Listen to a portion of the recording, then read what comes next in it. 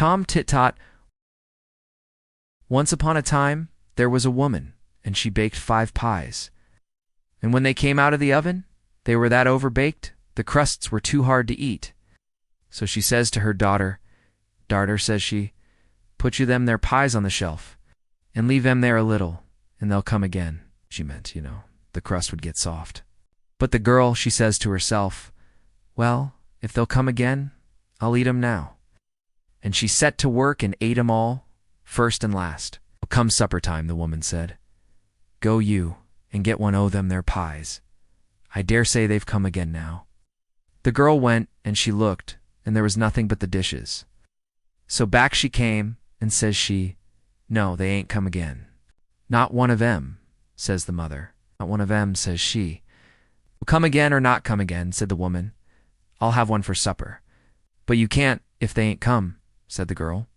"But I can," says she.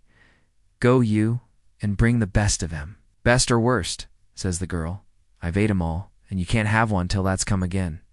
Well, the woman she was done, and she took her spinning to the door to spin, and as she span, she sang, "My darter ha, ate 5 pies today. My darter ha, ate 5 pies today." The king was coming down the street, and he heard her sing, but what she sang he couldn't hear, so he stopped and said, "What was that you were singing, my good woman?" The woman was ashamed to let him hear what her daughter had been doing, so she sang instead of that. "My darter ha spun 5 skeins today. My darter ha spun 5 skeins today." "Stars o' mine," said the king, "I never heard tell of any one that could do that." Then he said, "Look you here, I want a wife, and I'll marry your daughter. But look you here," says he, 11 months out of the year she shall have all she likes to eat, and all the gowns she likes to get, and all the company she likes to keep. But the last month of the year she'll have to spin 5 skeins every day, and if she don't, I shall kill her." "All right," says the woman. She thought what a grand marriage that was. And as for the 5 skeins, when the time came, there'd be plenty of ways of getting out of it, and likeliest he'd have forgotten all about it. Well, so they were married. And for 11 months, the girl had all she liked to eat, and all the gowns she liked to get, and all the company she liked to keep. But when the time was getting over, she began to think about the skeins, and to wonder if he had em in mind. But not one word did he say about em, and she thought he'd wholly forgotten em. However, the last day of the last month he takes her to a room she'd never set eyes on before. There was nothing in it but a spinning wheel and a stool, and says he, "Now, my dear, here you'll be shut in to-morrow with some victuals and some flax, and if you haven't spun 5 skeins by the night, your heat'll go off." And away he went about his business. Oh, she was that frightened. She'd always been such a gatless girl. She didn't so much as know how to spin. And what was she to do tomorrow with no one to come nigh her to help her? She sat down on a stool in the kitchen, and law, how she did cry. However, all of a sudden, she heard a sort of a knocking low down on the door. She upped and oped it, and what should she see but a small little black thing with a long tail, that looked up at her right curious, and that said, "What are you a-crying for? What's that to you?" says she. "Never you mind," that said, "but tell me what you're a-crying for." "That won't do me no good if I do," says she. "Don't know that," that said, and twirled that's tail round. "Well," says she, "that won't do no harm, if that don't do no good," and she upped and told about the pies and the skeins and everything. "This is what I'll do." "What?" says the little black thing. "I'll come to your window every morning and take the flax and bring it spun at night." "What's your pay?" says she. It looked out of the corner of that's eyes. That said, "I'll give you 3 guesses every night to guess my name, and if you haven't guessed it before the month's up, you shall be mine." Well, she thought she'd be sure to guess that's name before the month was up. "All right," says she, "I agree." "All right," that says, and law, how that twirled that's tail. Well, the next day, her husband took her into the room, and there was the flax and the day's food. "Now there's the flax," says he, "and if that ain't spun up this night, off goes your head." And then he went out and locked the door. He'd hardly gone when there was a knocking against the window.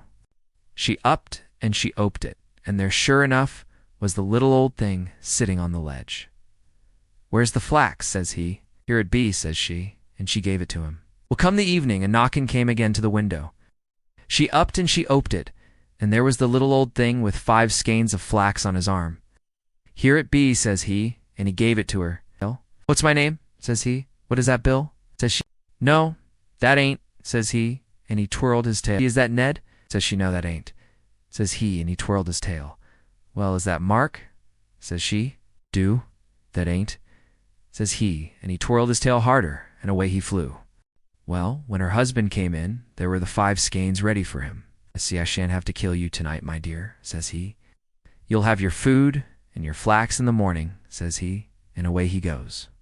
Well, every day the flax and the food were brought, and every day that their little black impet used to come mornings and evenings.